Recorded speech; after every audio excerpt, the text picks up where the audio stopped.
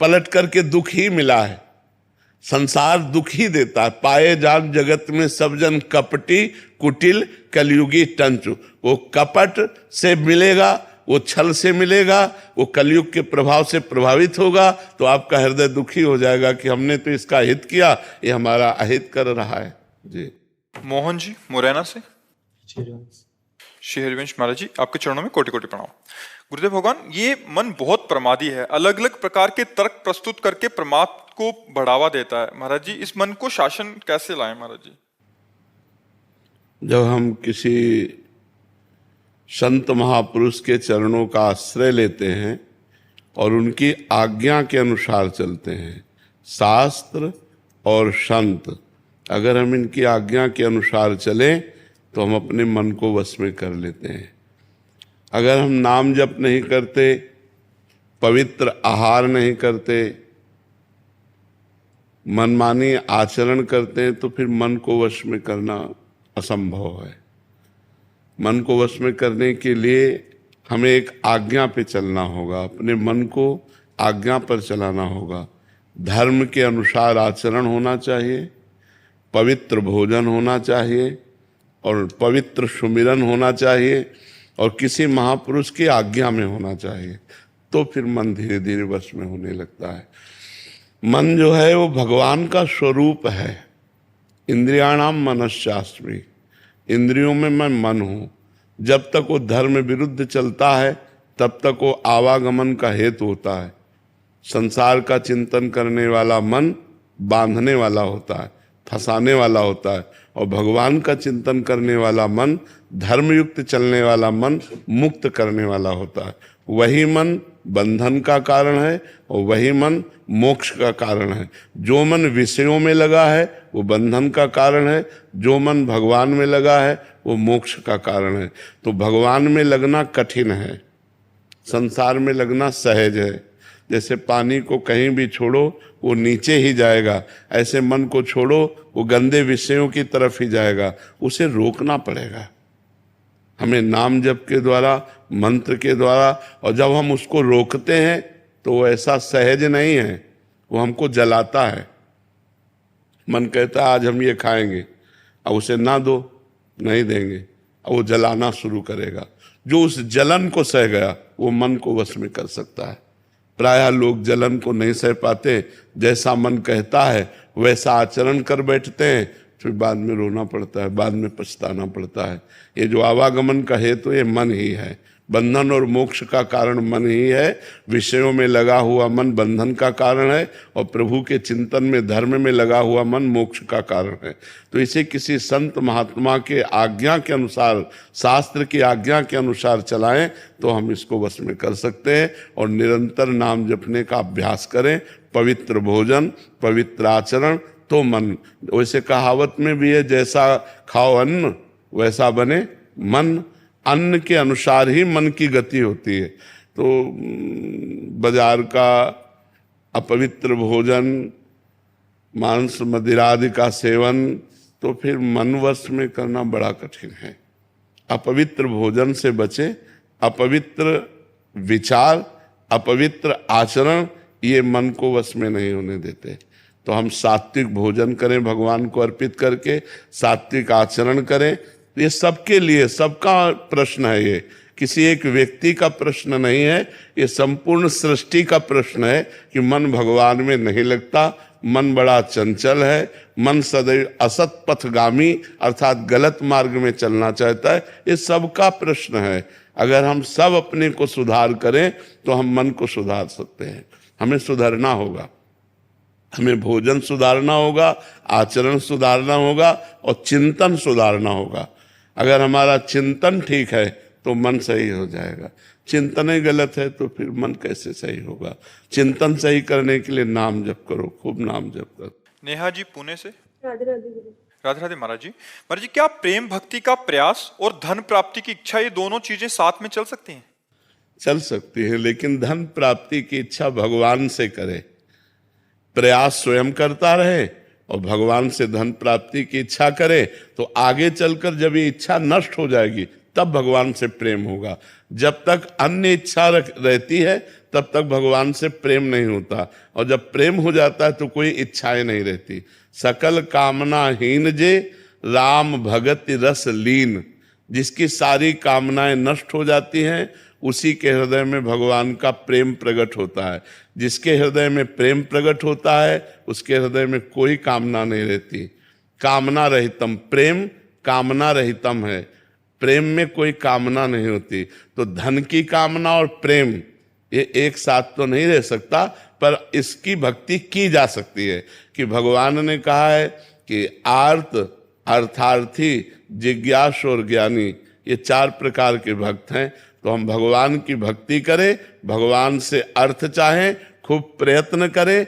आगे चलकर हमारी जब अर्थ की कामना की निवृत्ति हो जाएगी तो भगवान से प्रेम हो सकता है, लेकिन जब तक धन की कामना रहेगी तब तक भगवान से प्रेम नहीं होगा, क्योंकि प्रेम कामना रहितम है, उसमें कामना नहीं रहती, प्रेम में कामना नहीं रहती। अगर प्रेम में कोई कामना उत्पन्न होती है तो प्यारे को सुख देने के लिए होती, प्यारे से सुख लेने की कामना प्रेम में उत्पन्न नहीं होती।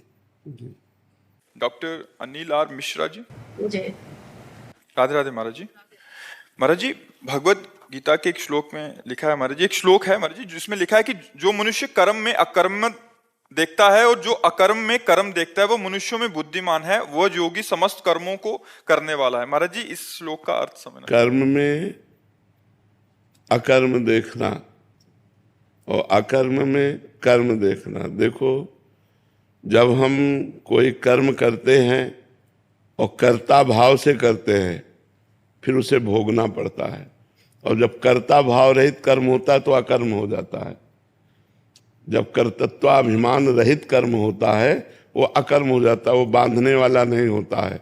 और जब हम कोई क्रिया नहीं कर रहे होते तो भी क्रिया हो रही होती। प्रकृति अपनी क्रिया करती है। प्रकृति का बना हुआ ये स्थूल शरीर है, सूक्ष्म शरीर है, कारण शरीर। देखो हम ऐसे बैठे हैं पर देखो अंदर क्रिया हो रही कि नहीं हो रही। तो जो अकर्म में, मान लो हम कर्म नहीं कर रहे लेकिन कर्म हो रहा है, सतोगुण रजोगुण तमोगुण जनित चिंतन हो रहा है, चिंतन रूपी कर्म हो रहा है, संकल्प विकल्प बन रहे हैं। जो कर्म कर्ता भाव से रहित किया जाता है वो अकर्म होता है, और जब हम कर्म नहीं कर रहे होते तो भी कर्म हो रहा होता है। अकर्म में कर्म और कर्म में अकर्म, ये देहाभिमान रहित योगी की जो परम पवित्र बुद्धि होती है उसके द्वारा ऐसा देखा जा सकता है, देहाभिमानी के द्वारा नहीं देखा जा सकता। इसलिए वो योग के सिद्ध महापुरुष की बात है कि जो ऐसी स्थिति को प्राप्त हो गया है। जैसे एक बार रास में भगवान श्री कृष्णचंद्र जी विलंब से पहुंचे, गर्ग संहिता का प्रसंग है। तो गोपीजनों ने पूछा कि आप विलंब कैसे आए प्रभु। तो उनका हमारे गुरु दुर्वासा जी आए हुए हैं जमुना के पल्ली पार, तो उनके दर्शन करने गए थे। तो उनका जब आपके गुरु आए हैं तो हम भी उनके दर्शन करने। तो बोले संतों के पास जाए, गुरु के पास जाए तो कुछ पान पुष्प फल जो भी उपस्थित हो वो देना चाहिए। तो सब गोपियों ने सुंदर थाल में कचौड़ी पकौड़ी पुआ गुलगुला बहुत से ऐसे जो ब्रज के मिठाइयाँ हैं, माखन मिश्री, ये सब ढेर सारी चीज़ें लेकर, और हजारों की संख्या में गोपियाँ थी। तब उन्होंने कहा कि हम यमुना पार कैसे होंगी। तो उनका यमुना जी से कह देना यदि श्री कृष्ण अखंड बाल ब्रह्मचारी है तो मार्ग दे दे। गोपीजनों को लगा कि भगवान रास करते हैं, नृत्य करते हैं, स्पर्श करते हैं, हंसते हैं, खेलते हैं, और कह रहे हैं अखंड बाल ब्रह्मचारी। तो यमुना जी के पास गए और कहा भगवान श्री कृष्ण यदि अखंड बाल ब्रह्मचारी हैं तो मार्ग दे दीजिए। यमुना जी ने मार्ग दे दिया। बड़ा आश्चर्य हुआ गोपियों को। गई और दुर्वासा जी को प्रणाम किया तो दुर्वासा जी ने ऐसे मुंह बगाड़ दिया, वो सब पवा दिए। मनोभोजन पा गए हो तो सिद्ध योगी। अब जब वापस होने लगी तो बोली प्रभु यमुना पार कैसे जाए। तो उनका कैसे आई। तो बोले श्री कृष्णचंद्र जी ने कहा था यदि अखंड बाल ब्रह्मचारी हो तो यमुना जी मार्ग दे दे। तो यमुना जी ने मार्ग दे दिया। तो बोले कह देना यमुना जी से कि दुर्वासा दूब के रस के सिवा अपनी जबान में अगर कुछ ना रखते हो आप जानते हैं तो मार्ग दे दीजिए। अर्थात केवल दूब का रस पीते हैं। बोले ये भी बड़े आश्चर्य की बात है, अभी माखन मिश्री कचौड़ी पकौड़ी पुआ गुलगुला मनो खा गए और कह रहे जवान में नहीं रखते। गई और यमुना जी से कहा कि अगर दुर्वासा अपने जीव में दूब के रस के सिवा कुछ ना लेते हो तो आप मार्ग दे। तो यमुना जी ने मार्ग दे दिया। बड़ा आश्चर्य हुआ। भगवान श्री कृष्ण के पास गए और उनका रास तो बाद में होगा, पहले हमारे प्रश्न का उत्तर दीजिए।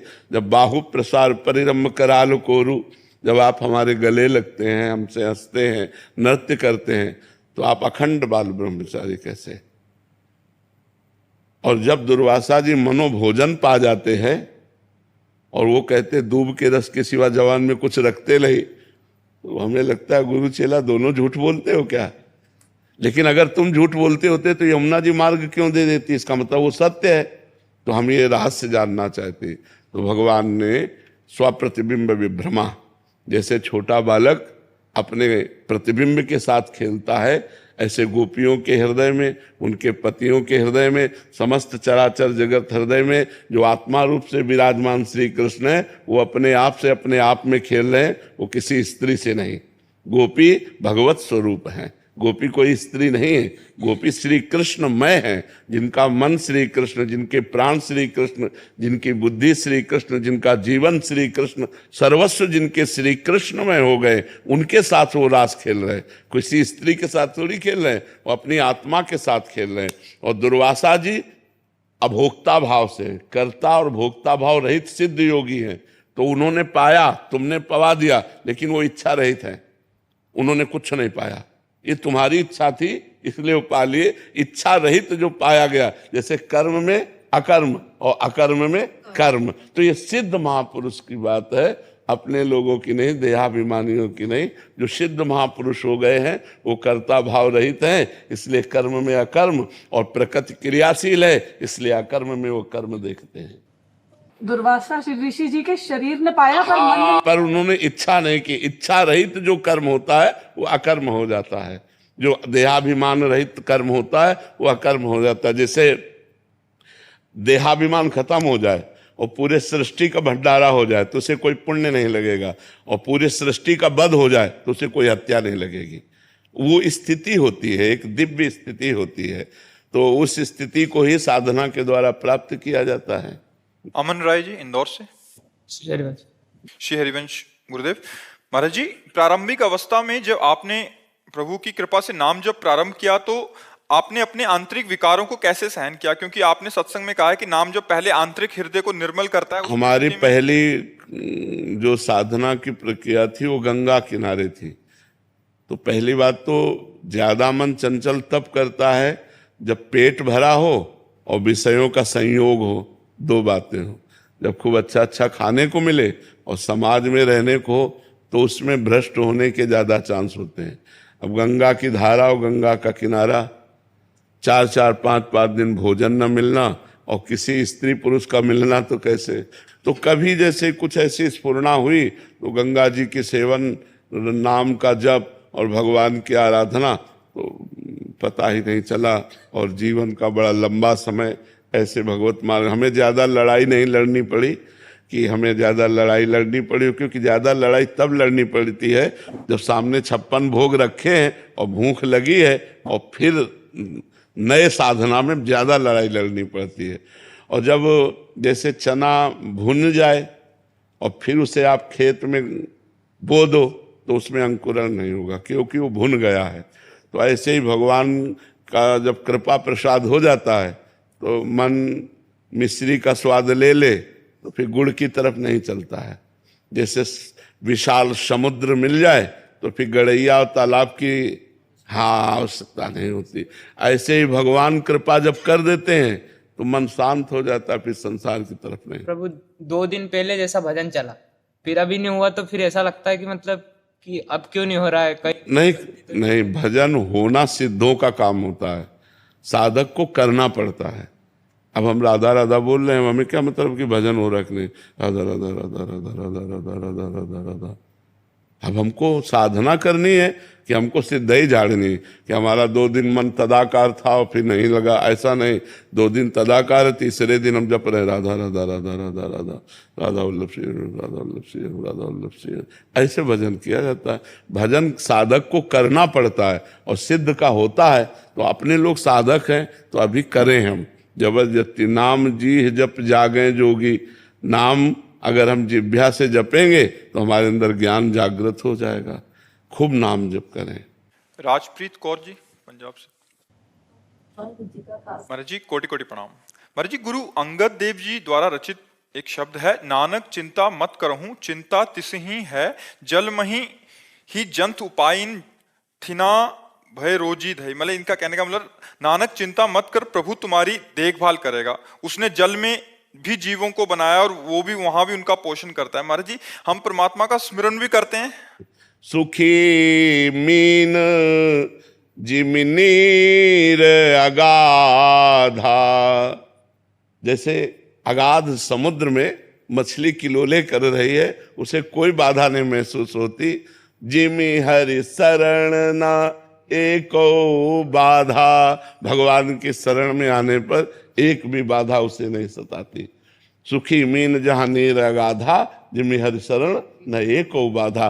तो वहाँ भाव महापुरुषों के तो अनंत भाव निकल सकते हैं, पर हमारे मन में जो भाव आ रहा है कि स्वामी अंगद देव जी महाराज कहते हैं कि अय जीव तू चिंता मत कर, तू भगवान का चिंतन कर। भगवान के चिंतन से तुझे ऐसा सुख मिलेगा जैसे जलचर जीव जल में, अगाध जल में रहकर सुखी रहते हैं, ऐसे तू सुख सिंधु में निवास करेगा। तू चिंता मत कर, चिंतन कर। तेरी चिंता हरि करेंगे, स्वयं तेरी चिंता हरि करेंगे। तू अपनी चिंता मत कर, तू चिंतन कर। तो जैसे अगाध जल में जलचर जीव कलोले करता है और आनंदमय होता है, ऐसे ही तू सुख सिंधु में कलोले करेगा। तेरे जीवन में कभी दुख नहीं आएगा यदि निरंतर भगवान का स्मरण कर। महाराज जी हम प्रयास करते हैं सिमरन का, फिर भी फालतू की चिंता डर सा बना रहता है महाराज जी। देखो फिर हम वही बात कहेंगे कि हमको लगना पड़ेगा, डट के लगना पड़ेगा। अभी हमारा मन मलिन है, तो जब हम भजन करेंगे तो भूत भविष्य की चिंता, संसार की चिंता, इधर उधर की बातें, ये सब लाएगा। पर हमें जबरदस्ती भजन करना है, हमको इस स्थिति से ऊपर उठना है। तो हमें बार बार वाहे गुरु राधा राधा कृष्ण कृष्ण, जो नाम राम कृष्ण, जो नाम प्रिय लगे वो खूब नाम हमको निरंतर जपना है। तो हम इस स्थिति से ऊपर उठ जाएंगे। जो भय देने वाली स्थिति है वो हमें निर्भय स्थिति को प्रदान कर देगा। नाम, खूब नाम जप करें। शिवम जी। ठाकुर श्री याद आप ये जो महाराज। महाराज जी जिस प्रकार नामदेव जी ने कुत्ते में भगवान का साक्षात्कार किया था, आप भी कहते हैं सब में भगवान देखो। महाराज जी हम भी ऐसा मानते हैं, लेकिन ऐसी स्थिति कब आएगी जब प्रकट में सब में भगवान दिखे? जब हमारी इन आंखों में जो पर्दा चढ़ा हुआ है त्रिगुण माया का, तो हमें त्रिगुण माया के द्वारा रचित ही दिखाई दे रहे हैं। शरीर, जड़ चैतन्य, स्त्री पुरुष, अच्छा बुरा, यही दिखाई दे रहा है। अभी सब में भगवान नहीं दिखाई दे रहे। जब हम भजन करेंगे और ये पर्दा हटेगा माया का, तब खुली आंख में सब में भगवान नजर आएंगे। सबके हृदय में भगवान विराजमान है। विद्या विनय संपन्ने ब्राह्मणे गविहस्तिनी सुनी चय सुपाके चा पंडिता समदर्शिना। विद्या विनय संपन्न ब्राह्मण में, गाय में, हाथी में, कुत्ते में, चांडाल में, सब में एक ही परमात्मा है। ये सिद्ध पुरुष का लक्षण होता है। ये अपने तो जैसे बच्चा हो, साधक हो, ये सिद्ध पुरुष सीय राम में सब जग जानी, करो प्रणाम जोरी जुग पानी। सब में सीताराम विराजमान है। गोस्वामी तुलसीदास जी ने देखा, यही तो देखा, सीय राम में सब जग जानी, सब में सिया राम विराजमान। अभी हमें स्त्री दिखाई देता है, पुरुष दिखाई देता है। तो हम भजन करें, हम शास्त्रों का स्वाध्याय करें, संत और गुरुजनों की आज्ञा के अनुसार चलें। तो हमारा जब हृदय पवित्र होगा, तो हमारे हृदय के नेत्र जब खुलेंगे, तब सब जगह हृदय में विराजमान भगवान के दर्शन होंगे। अभी हमारे माया नेत्र हैं तो हम माया देख सकते हैं, प्रभु को नहीं देख सकते। प्रभु हैं, माया है नहीं। तो जो है नहीं वो दिखाई दे रही, और जो है वो दिखाई नहीं दे रहा है, यही हमारे नेत्रों में कमी है। यही नेत्र ठीक होंगे गुरु कृपा से। अज्ञान तिमिरांधस्य ज्ञानांजन शलाकया चक्षुरुन्मीलितम् येन तस्मै श्री गुरुवे नमः। जो अज्ञान तिमिर का नाश करके ज्ञानांजन का प्रकाश कर देते हैं, ज्ञानांजन लगाकर, ऐसे गुरुदेव भगवान को नमस्कार करते हैं जो हमारे अंदर ज्ञान पैदा कर देते हैं कि सब में भगवान है। तो जब हम गुरु चरणों की आराधना करते हैं तो अज्ञान रूपी तिमिर अंधकार का नाश हो जाता है। अज्ञान तिमिरांधस्य और ज्ञानांजन शलाकया, ज्ञान रूपी अंजन की शलाका जब आंखों में लगी तब दिखाई देने लगा सिया राम में सब जग जानी। तो हम खूब भजन करें, गुरुजनों की आज्ञा में रहे, शास्त्र के अनुसार चलें, तब ये स्थिति आएगी कि सब में भगवान का दर्शन हो। वासुदेवा सर्वमित सा महात्मा सुदुर्लभा, सब जगह भगवान दिखाई दे, बहुत बड़ी बात है। ऐसा महात्मा दुर्लभ है। रुपेश जी पुणे से। राधा वल्लभ श्रीहरि। श्री हरिवंश महाराज जी। गुरुदेव, मैं छोटी से छोटी समस्या में भी श्री जी और आपको याद करता हूँ, थोड़ा भी सह नहीं लेता। महाराज जी, आप इतने बड़े दुख को भी हंसते हंसते गले लगा के रखे हैं महाराज जी। ऐसी स्थिति महाराज जी कैसे प्राप्त हो? सहना पड़ता है, सहना पड़ता है। जो हमारे कर्म है तो चाहे रो के सह लो, चाहे हंस के सह लो। सहने की प्रक्रिया, जब हमें पता है कि हमको सहना ही है, दूसरा कोई उपाय नहीं, तो हम रो के क्यों सहें? हम हंस के सहना, मुस्कुरा के हम जिए। जीने का ढंग है। विपत्ति तो आई है, कर्मों का दंड आया है, तो हम हंसकर स्वीकार करते हैं कि हमारे ही कर्मों का फल हमको मिला है। पर ये बड़ी कृपा है कि देखो ऐसी परिस्थिति में भी हमको भगवान ने सत्संग करने लायक रखा। नहीं तो हमको ऐसा भी कर सकते हैं कि हम अस्पताल में ही भर्ती रहें। कृपा की, सत्संग हो रहा है, बात भगवान की वार्ता हो रही है, तो भगवान की कृपा है। उसी कृपा से हम प्रसन्न रहते हैं। हमारे में कोई सामर्थ्य नहीं प्रसन्न रहने की। देखो, जब हमारा चित्त भगवान में जुड़ा होगा तो हर दुख को सह लेगा, और जब भगवान से जुड़ा नहीं होगा तो दुख की भावना में भी कांप उठता है मन। नहीं कांप उठता, दुख की संभावना में कहीं ऐसा ना हो जाए तो एक घबराहट पैदा हो जाती है, और ये लगता है मेरे भगवान है ना, मेरे गोपाल जी है ना, मेरे ठाकुर जी है ना, राधा रानी है ना, वो कहीं ना कहीं संभाल लेंगी। अगर हमसे गलती भी हुई है तो हम उनके बच्चे हैं, वे हमें क्षमा करेंगे और हमको इस विपत्ति से उबार लेंगे। तो निश्चित हर विपत्ति से भगवान बचा लेंगे, बड़ी बड़ी समस्याओं से भगवान बचा लेंगे, यदि आप भगवान पर विश्वास करें, भगवान का भजन करें और भगवान पे विश्वास करें, तो बड़ी बड़ी विपत्तियों से भगवान बचा लेंगे। डरने की जरूरत नहीं, और आपको ऐसी हिम्मत देंगे कि आप हर दुख को सह सकते हैं। कि जितने दिन चल रहे उतने दिन चल रहे हो, जिस दिन नहीं चलेगी तो हम चले जाएंगे श्री जी के पास। श्री जी के, अब वो तो देखो उनका खेल है। 20 साल पहले डॉक्टर बोले थे कि आप बहुत 2.5 साल जिएंगे, या बहुत घसीटा तो 5 साल जिएंगे। तो 15 साल तो ऊपर हो ही गए उनके कहे हुए, 20 साल हो गए उन्होंने कहा था। तो ये फेल किडनी कब तक चलवाएंगे, उनका खेल है। एक संत अचल बिहार में आए थे, उन्होंने कहा तो बाबा चिंता मत करो, 80 साल तक जियोगे। तो अभी तो 55-56 के, अभी तो 80 के लब। तो अगर उनको जिलाना है तो कहो ये फेल किडनी चलती रहे। उनका खेल करतुम अकर्तुम अन्यथा करतुम सर्व समर्थ भगवान है, वो चलाते रहे तो कहो चलाते रहे। और वो ना हो तो स्वस्थ आदमी हंसता खेलता मिनट में चला जाता है, नहीं चला जाता। तो इसलिए हमें भगवान पर विश्वास करना चाहिए और भगवान का नाम जप करना चाहिए। सिमरन जी दिल्ली से। राधे राधे। राधे राधे महाराज जी। महाराज जी, काफी सालों से मैं अपनी नौकरी ईमानदारी से कर रही हूँ, फिर भी कुछ लोग अपने पद का दुरुपयोग करके मुझे फंसाकर नौकरी से निकालना चाहते हैं। क्या ये अन्याय और शक्ति का दुरुपयोग है? हाँ, ये कलयुग में ऐसा होगा। कलयुग में ऐसा होगा कि जो धर्म से चलेगा उसको हो सकता है कि कदम कदम पर दुख मिले, और जो अधर्म से चलेगा तो उसको हो सकता है कदम कदम पर सुख सुविधाएं मिले। लेकिन परिणाम धर्म में चलने वाला उन्नति को, वास्तविक उन्नति को प्राप्त होगा, और अधर्म में चलने वाला नाश को प्राप्त होगा। ये पक्का समझ लीजिए। वर्तमान में 2-4 कदम हो सकता है, कि अंतर दिखाई दे कि वो पाप कर रहा है और मौज में है। देखो, भगवान के सामने जब श्री कृष्ण भगवान विराजमान थे, शकुनि ने अधर्म का खेल खेलकर 12 वर्ष का वनवास और 1 वर्ष का अज्ञातवास पांडवों को दिया कि नहीं दिया? भगवान की उपस्थिति में दिया कि नहीं दिया? तो अधर्मी लोगों का कभी कभी पासा जोर का होता है। ये साक्षात धर्मराज है, हम तुम तो धर्म करेंगे, वो साक्षात धर्मराज है। 12 वर्ष का वनवास और 1 वर्ष का अज्ञातवास, घोर कष्ट में जीवन महापुरुषों ने व्यतीत किया, लेकिन राज सिंहासन पर धर्मराज युधिष्ठिर ही विराजमान हुए और 100 भाई कौरवों के उनका विनाश हुआ।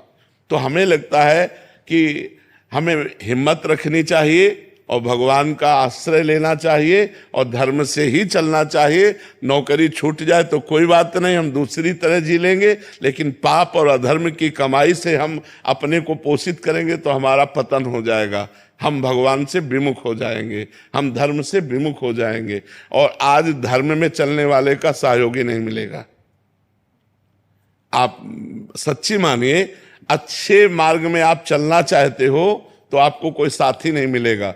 बुरे मार्ग में चलना चाहते हो, सैकड़ों दोस्त मिल जाएंगे। आप गंगा नहाने के लिए बात करो कि कोई चलेगा तो साथी नहीं मिलेगा, और मदिरालय के लिए तो 20 साथी नहीं मिल जाएंगे। हाँ, आप हिलाल के चलो, आप गंगा नहाने चलो तो बोले तुम ही चले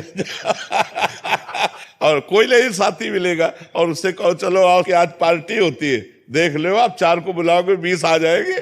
तो आज का जो समय है उसमें धर्म से चलने पर आपको कोई साथी मिले, हमें तो लगता है नहीं, और अधर्म से चलने पर 20 सहयोगी आपके मिल जाएंगे, 20 मिल जाएंगे। इसलिए धर्म में तो अकेला ही चलना होता है और लड़ना होता है, सहना होता है। सहयोगी केवल भगवान होते हैं और अधर्म में 4 लोग सहयोग करने वाले होते हैं, पर पतन होता है। देखो, भगवान श्री कृष्ण अर्जुन की तरफ थे और भगवान की सेना कौरवों की तरफ थी। पावर कौन दे रहा है? अधर्मियों को पावर कौन दे रहा है? वही दे रहे हैं यार, उन्हीं का पावर। आप अकेले अर्जुन की तरफ और नारायणी सेना कौरवों की तरफ थे। पांडवों की महामहिमा है, लेकिन उनके पक्ष में कितनी सेना थी? 7 अक्षोणी, और कौरवों की तरफ 11 अक्षोणी। 18 अक्षोणी सेना थी ना, 11 अक्षोणी सेना कौरवों की तरफ थी। कौरवों की तरफ भीष्म थे, द्रोणाचार्य थे, कृपाचार्य थे, अश्वत्थामा, एक से एक महावीर थे। तो ऐसा नहीं है कि अधर्म का पक्ष कमजोर रहेगा, वो भी बलवान रहेगा, लेकिन अंतिम विजय धर्म की होगी और अधर्म का नाश होगा, ये तो पक्का है। इसलिए बुद्धिमान वही है जो अंतिम निर्णय पर ध्यान दे, वर्तमान पर नहीं, अंतिम निर्णय पर। बालकृष्ण वशिष्ठ जी। दंडवत। महाराज जी, ये चतुर्मास से चल रहा है, कई वर्षों से आपकी कृपा से हम ग्रस्त में रहते हुए जो बन पड़ता है शास्त्रों के अनुसार पालन करते हैं। महाराज जी, चातुर्मास में किन विशेष नियमों और सावधानियों का पालन हम तो करना भैया चाहिए? 12 महीना राधा राधा राधा, जो मिला सो भोग लगाया और पेट भर लिया, और राधा कृष्ण राधा कृष्ण राधा कृष्ण राधा कृष्ण, बस उनके चरणों में पड़े, उनकी कथा सुनते हैं, उनकी कथा करते हैं, उनका नाम जप करते हैं, उनके चरणों में पड़े हैं। क्या इससे बढ़कर कोई साधना है? जैसे बचपन से भगवान के मार्ग में रहे तो वह इतना ही सीखा है, हरिशरणम हरिशरणम, भगवान की शरण में और भगवान का नाम जप और भगवान की आराधना। और 4 महीना क्या, 12 महीना रोज हर दिन, हमारे लिए हर दिन मंगलमय है, क्योंकि हर दिन भगवान की आराधना है। हाँ, चतुर्मास से आदि के जो नियम हैं, व्रत हैं, जैसे कोई एक बार भोजन पाता है 24 घंटे में चतुर्मास में, और जो सन्यासी जन हैं वो 4 महीने एक स्थान पर वास करते हैं और विशेष भगवान की आराधना करते हैं। लेकिन अपने लोग जो है 24 घंटे भगवान ने जो हमें दिए हैं, हर समय राधा राधा बोलना है, प्रभु का प्रसाद पाना है, प्रभु की आरती पूजा अष्टयाम सेवा करनी, हमें और फुर्सतें नहीं है, और ये 12 महीना करना है। तो चाहे चतुर्मास हो, चाहे सावन हो, चाहे भादव हो, चाहे चैत हो, चाहे बैसाख हो, आठों पैर उन्हीं की शरण में रहना, उन्हीं का सुमिरन करना है। तो अलग से हमारा कोई अनुष्ठान नहीं होता। और अब हमारी बुद्धि शांत होते होते इस बात में आ गई है कि हर प्रश्न का उत्तर राधा है, हर प्रश्न का उत्तर राधा। तो अब बस इतने रहता है कि आप अच्छे आचरण करो, आप पवित्र भोजन पाओ, बुरे आचरणों से बचो और नाम जप करो, इसी से भगवान की प्राप्ति हो जाएगी। कलयुग केवल नाम आधारा, सुमिर सुमिर नर उतरहि पारा।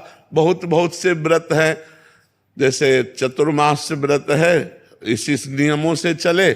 ऐसे बहुत से अनुष्ठान हैं, बहुत से पद्धतियां हैं, लेकिन 4 महीने आप संयम से चले फिर तो हमको चाहिए कि 12 महीना हमें संयम से चलना है। 12 महीने हम भगवत कुछ अनुष्ठान है जो किए, अब फिर इसके बाद तो हमें लगता है हम 12 महीना अनुष्ठान में रहें, 12 महीना भागवती का आचरण करें, भगवान का चिंतन करें, कभी अधर्म न करें।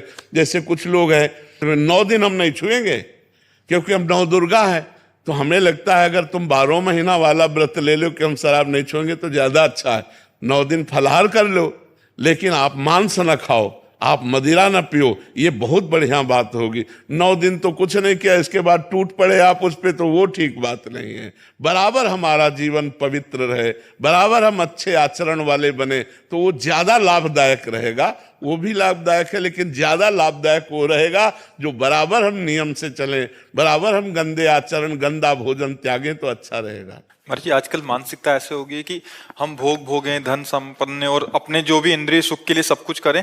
कुछ दिन का तो उस दिन अनुष्ठान तप किया और उसका फल भी वही हो, भोग मिले अच्छे और उन्नति हो। तो महाराज जी वो भक्ति का लक्ष्य ना हो के महाराज जी जब सांसारिक लक्ष्य हो जाता तो बहुत दिक्कत। हाँ, अब प्रायः संसार को सत्य माना जाता है, भोगों को सुखप्रद माना जाता है, तो भगवान की भी आराधना होती तो भगवान से भोग सुख ही मांगते हैं। प्रभु हमको ये सुख सुविधा दे दो, रुपया दे दो, मकान दे दो, नौकरी दे दो, अमुक अमुक। ठीक है, जीने के लिए आवश्यक है, लेकिन जीवन किसके लिए, इस प्रश्न का उत्तर दो। जीने के लिए मकान जरूरी है, जीने के लिए धन जरूरी है, जीने के लिए नौकरी जरूरी है, व्यापार जरूरी है, लेकिन जीवन किसके लिए, भगवान के लिए। बस ये बात बना लो तो सब ठीक हो जाएगा। जीवन भगवान के लिए है और जीने के लिए सब कुछ है, तो बढ़िया काम बन जाएगा। अब जीवन भगवान के विहीन व्यतीत हो सो तो लक्ष्य विहीन जीवन है, उसका कोई महत्व नहीं है। नितेश कौर जी, राजस्थान। राधे राधे महाराज जी। महाराज जी मैं एक पशु चिकित्सक हूँ और महाराज जी कह रहे हैं कि जब किसी गौशाला में गायों या अन्य जानवरों के इलाज के लिए जाया जाता है तो असमंजस की स्थिति में हो जाता हूँ कि पैसा लूं या ना लूं। महाराज जी इसमें सेवा भाव को कैसे देखूं और अपने कर्म को कैसे देखूं? देखो, हम तो यही बात आपको समझाएंगे कि आप गृहस्थ आदमी हैं, यदि आपका पशु चिकित्सक सेवा है तो आप अच्छी सी अच्छी औषधि, और वो तो बोल नहीं सकता कि मुझे क्या कष्ट है, आप अपने विज्ञान के द्वारा अनुभव करके कि अमुक कष्ट इसको है, उसका कष्ट निवारण करो और फीस ले लो तो कोई बात नहीं। फीस ले लेने से आपका गृहस्थ धर्म भी चलेगा, क्योंकि आपका परिवार है, आपको धन की जरूरत है। सब जगह आप बिना फीस के ही करेंगे तो एक जगह तो धर्म बन रहा है पर दूसरी जगह पूरा नहीं हो पाएगा। पत्नी, पुत्र, परिवार, पढ़ाई लिखाई, विविध प्रकार के खर्चे। तो हमें लगता है हम सही दवा, सही रोग निदान का ज्ञान रखकर पशु की चिकित्सा करें और हम फीस ले लें तो उसमें कोई दोष नहीं है, क्योंकि परिवार चलाना है। हाँ, कहीं ऐसा है कि कोई गाय जिसका कोई देखने वाला नहीं, तो हम अपनी तरफ से औषधि लगा दें, अपनी तरफ से सेवा कर दें। कोई ऐसी गाय वाला मालिक है जो पूरा पैसा नहीं दे सकता तो हम छोड़ भी दें, लेकिन अगर कोई फीस देने लायक है और वो फीस दे रहा है तो हमें ले लेनी चाहिए और अपने परिवार का पोषण करना चाहिए। हाँ, पशु की यथोचित अच्छी से अच्छी औषधियों के द्वारा रोग निवारण की प्रयत्न वृत्ति रखना, ये बड़ी भारी सेवा होगी। उसमें हम प्रमाद न करें, अच्छे से अच्छी औषधि देकर उसका रोग निवारण करें और अपनी जो फीस बनती है वो लेकर अपने परिवार का पोषण करें तो धर्मयुक्त ही रहेगा, कोई अधार्मिक बात नहीं रहेगी कि इसमें अधार्मिक बात है। मनीषा साजवानी जी। राधे राधे। श्री हरिवंश महाराज जी। महाराज जी, जब कोई अपमान करे तो कैसे समझें कि कब चुप रहना है, सुनना है और कब जवाब देना है? अगर हमेशा चुप रहें तो लगता है सामने वाला और भी ऐसा करेगा, तो महाराज जी ऐसी में मर्यादा नहीं, भगवान शंकर कह रहे हैं अपने कर्म जाए अपकारी, उमा क्षमा सापहुते भारी। अगर हम किसी को क्षमा कर देते हैं तो हमारी क्षमा उसके ऊपर सांप से भी ज्यादा दंड देने वाली बन जाएगी। अगर हम चुप हो जाते हैं तो मालिक हिसाब करता है, और जब हम हिसाब करते हैं तो फंस जाते हैं। तो इसे कोशिश करें, जब हमारा कोई अपमान करे तो हमें सहकर वहाँ से चल देना चाहिए, हिसाब भगवान के ऊपर छोड़ देना चाहिए। लड़ाई झगड़ा करना, मारपीट करना, हिंसा करना अपने को बंधन में डाल लेना है। हमें लगता है अपने को बचाए, एक लंबे दुख भोगने से अच्छा थोड़ा कष्ट सह ले। जैसे कोई हमें गाली दे रहा है, हमें अपमानित कर रहा है, यदि हम उससे लड़ गए तो हमारे अंदर क्रोध आ सकता है, मार पिटाई हो सकती है, रिपोर्ट हो सकती है, फिर हम आगे बंधनों में फंसते चले जाएंगे। और अगर हम वो गाली दिया और हम चुप हुए, सुन के चल दिए, तो उसको गाली देने वाले को ऐसा दंड मिलेगा समय पर कि दोबारा किसी को गाली नहीं देगा। मालिक बहुत, हम यही कई बार चर्चा की है, देखो हमारे यहाँ भी मुकदमा कई कई वर्ष चलता रहता है तब हिसाब हो पाता है। जैसे कोई केस हुआ तो तुरंत थोड़ी होता है, बहुत कहो 4 वर्ष लग जाए उस केस के सुलझने में, कहो 10 वर्ष लग जाए। तो ये तो एक देश की बात है और अनंत ब्रह्मांडों का हिसाब है। तो हमारे प्रभु के यहाँ कहते हैं कि देर है पर अंधेर नहीं, कहते ना, थोड़ा देर तो लगेगी कि आपको वो गाली दिया तुरंत उसको चोट नहीं लगेगी, पर समय आने पर ऐसी चोट लगेगी कि जिंदगी में गाली देना भूल जाएगा। अपने को सहना चाहिए। ज्यादा विरोध और लड़ाई झगड़ा और हिंसा आदि करने से हम खुद बंधन में पड़ सकते हैं। तो हमारी सलाह तो यही है कि अगर कोई गाली दे तो चुप हो जाए, कोई अपमान करे तो सह ले, अपना कर्म मान करके कि कोई हमारा बिगड़ा हुआ कर्म होगा। अब हम तो साधु वेश में हैं तो यही समझाएंगे, हम तो यही कहेंगे कि अगर वो गाली दे रहा है तो हम सह जाते हैं, और वो हमको अपमानित कर रहा है तो चुपचाप चले जाते हैं, हिसाब भगवान के ऊपर छोड़ दें। क्योंकि जितनी जेलें भरी हिसाब करने में ही तो भरी है। कहीं हम गलत कर बैठे, कहीं हम हिंसा कर बैठे तो कानून का अपराध हमारा बन जाएगा, कानून के विरुद्ध हमारे आचरण बन जाएंगे तो हम भी अपराधी माने जाएंगे। तो इसलिए हम मारे पीटे नहीं, हिंसा ना करें, क्रोध ना करें, सह जाएं, भगवान से प्रार्थना करें कि हे भगवान उसकी भी बुद्धि शुद्ध कर दो। उचित तो ये है कि हम उसके लिए भी अच्छा सोचें कि भगवान अगर आप इसकी बुद्धि शुद्ध कर दे तो गाली देना बंद कर दे, ये भी एक अच्छा आदमी बन जाए, तो आप इसकी बुद्धि शुद्ध कर दो। हम तो यही प्रार्थना करेंगे कि भगवान सबकी बुद्धि शुद्ध करें, लड़ाई झगड़ा ना हो, एक दूसरे का अपमान ना हो, एक दूसरे को दुख देने वाले वचन न बोले जाए। पर आज नाक में गुस्सा रखा है सबके, नाक में गुस्सा, जरा सा धक्का लग जाए तो आदमी आदमी के ऊपर एकदम टूट पड़ता है। हो सकता है वो बैलेंस बिगड़ गया, उसका धक्का लग गया, तो अपने को बोलना है कोई बात नहीं, कोई बात नहीं, आप संभलिए और आगे बढ़िए।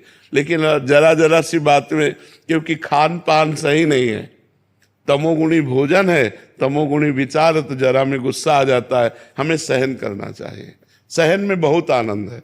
जब हमें सहन ना हो तो रो देना चाहिए भगवान के सामने, प्रभु हम तो असमर्थ हैं, आप समर्थ हो, आप देख लो। वो जब देख लेंगे ना तो बहुत अच्छी तरह देख लेंगे। तो यदि हम कर्म बुरा करते हैं तो 4 दिन भले हम चमक लें, इसके बाद हमको गिरना पड़ेगा।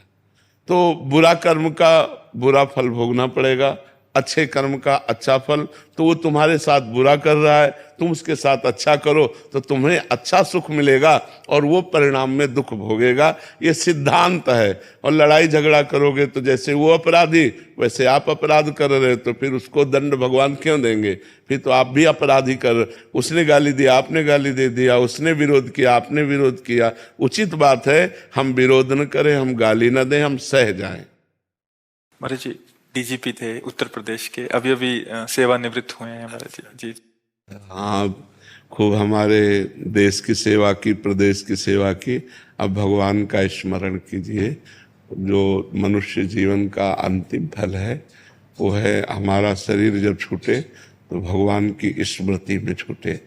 पूर्व में ऐसे सुकृत किए कि इस जन्म में मानव देह मिला और मानव देह पवित्र भारत देश में, और फिर पूरा प्रदेश का अधिकार आपके हाथ में रहा, पूरी सेवा रही। तो अब ये है कि हमारा अगला जब जन्म हो तो हम फिर मनुष्य जन्म में जन्में और ऐसा कर्म करें जिससे हम अपने देश को सुख प्रदान करें, अपने समाज को सुख प्रदान करें। अब इसके नीचे ना गिरें, मनुष्य जन्म के नीचे न गिरे। 84 लाख योनियां है ना, तो मनुष्य जन्म के नीचे न गिरे। हम अच्छा अपने को भगवान की शरण में साबित करें। तो अब हमें लगता है भगवान ने आपको सब कुछ दिया ही है, तो अब एकांत में भगवान का चिंतन जितना अधिक कर सके उतना सर्वश्रेष्ठ रहेगा। समाज की सेवा तो पूरा जीवन हो गया करते हुए आपको। परिवार है, बेटी है, पुत्री है, विवाह करना है। बिल्कुल बिल्कुल। और ये सेवा भी भगवान की ही सेवा है। भगवान ही परिवार की सेवा के रूप में आए हुए हैं ऐसा मान करके। तो हाँ, तो प्रयास करो। आप आशीर्वाद दीजिए। हाँ, हमारा तो हृदय सबके लिए है कि सब कोई आनंदित रहे, सब सुखी रहे, सब प्रसन्न रहे। हमारा तो ये बहुत अच्छा लगा। बस आप सुमिरन जरूर करते रहिएगा। भगवान के सुमिरन से सब समस्याओं का समाधान हो जाता है। हरि स्मृति सर्व विपद विमोक्षण। भगवान का स्मरण समस्त विपत्तियों से हमें बचा लेता है। अगर हम भगवान का स्मरण कदम कदम पर करेंगे तो हम ये देखते हैं कि हम लोग केवल इसी जन्म को सजाने की विषय में चिंतन करते रहते। हम ये नहीं सोच पाते कि शरीर छूटेगा और फिर अगला भी जन्म होगा, क्योंकि जीव जब तक ईश्वर से नहीं मिल जाता तब तक उसका ये आवागमन चक्र चलता रहता है। तो अगर अब अभी मनुष्य बने और पीछे पशु पक्षी बने तो अच्छा नहीं रहेगा। हमको अब अगले जन्म का भी विधान देखना है। इस जन्म में परिवार का तो ये सब भगवान ने विधान पहले से बना दिया है, उसका पति निश्चित कर दिया है, हमें खोजना है केवल, वो तो पहले से निश्चित है। तो इसलिए ये तो करते ही रहिए और भगवान का सुमिरन करते रहिए।